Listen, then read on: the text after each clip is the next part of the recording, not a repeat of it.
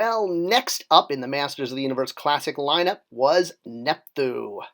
Yes, Nepthu. Should have been a straightforward release. Filmation villain, part of the Filmation series, had his own episode, was the main villain of that episode. Makes sense to make him as a figure. Yet there was a lot of pushback from the fans over this figure about why we would include a character like this in the line. I mean, let's take a step back here. Everything we were doing for Filmation was always, we were finding characters like, Nepthu here. Well, he starts off as an old man after gaining a mystic Ankh amulet. He is able to transform into the powerful Masters of the Universe form of Nepthu and, do all sorts of evil things. Well, actually, he doesn't really do that many evil things. He does capture the sorceress, and he creates like these giant rock monsters because, everybody needs giant rock monsters. But the odd thing with Nepthu's inclusion, well, I guess to talk about the, call it ancient Egypt elephant in the room, I have not been shy about the fact that I like ancient Egypt. I have visited ancient Egypt. Well, actually modern Egypt, but, because I don't have a working time machine, it broke. But I did go there after college with two of my best friends from high school and college. That's me on the right there in the fake Indiana Jones hat. And yeah, we had a lot of fun, sailing around the Nile and, taking photos that made it look like we were Indiana Jones or, actually pretending we were, because when you're out of college and you're visiting ancient Egypt, that's what you do with your friends, right? All right, so while my visits to ancient Egypt, or modern ancient Egypt, I don't know what you're going to call it, it started my lifelong love of hieroglyphics, with shameless plug. If you haven't seen Doodling with Purpose on Sunday mornings, you should definitely check it out. It is a weekly series I do on this channel on Sunday mornings, teaching hieroglyphics 10 minutes at a time. So if you have interest, yeah, check it out. All right, back to Masters of the Universe and our token Egyptian sorcerer character. So I had mentioned in a few chats at the time that I was a big fan of Nepthu. And then when he got announced that he was coming in the line, the fans were like, oh my God, Scott, how dare you put a character that you personally like in the line? You're supposed to be doing this for the fans. You chose a character just because you liked that episode? Well, yeah, I mean, one, that's what brand managers get to do all the time, and toy designers is make the characters that they like, but this wasn't exactly a crime against humanity. There were a lot of factors that went into who got chosen to be in the line, the biggest being tooling. And if you look, Nepthu is a lot less tooling than other characters. He doesn't have giant wings or a giant head. He doesn't even have much armor, so it was very inexpensive to make. And when we got the Filmation rights in 2012, which absolutely opened up the door to a huge number of characters, well, we didn't want to blow through them all too quickly. There's certain characters from Filmation that are well known and others that not so much. And a lot of them have a lot of tooling. People were saying, well, why couldn't you make Dilema instead of Nepthu? Well, he's 100% tooled. Yes, eventually he was released, but not in that year. We had to spread the tooling budget around, but more importantly, we were making a very deliberate effort to not do sort of just the top 10 requested Filmation figures in year one.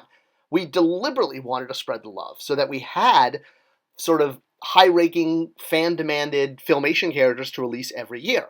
So characters like Voltak, for example, was released, but not in the first year. This was deliberate. So putting Nepthu in the line, yes, I do like Ancient Egypt, and I do like the episode he's in. And I understand some of the fan pushback. I think one of the bigger issues was the lack of the eye makeup. If you look at his eyes, he's sort of done just standard with the eyebrows and your normal paint ops. In the show, he had kind of the Egyptian makeup under and over his eyes, and honestly, I don't know why that wasn't added to the figure.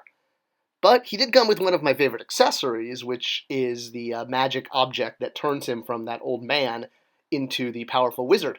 Luckily, a previous powerful wizard figure we did, Marzo, already had a gripping hand that was used for the amulet, which was awesome. I loved getting to use this gripping hand.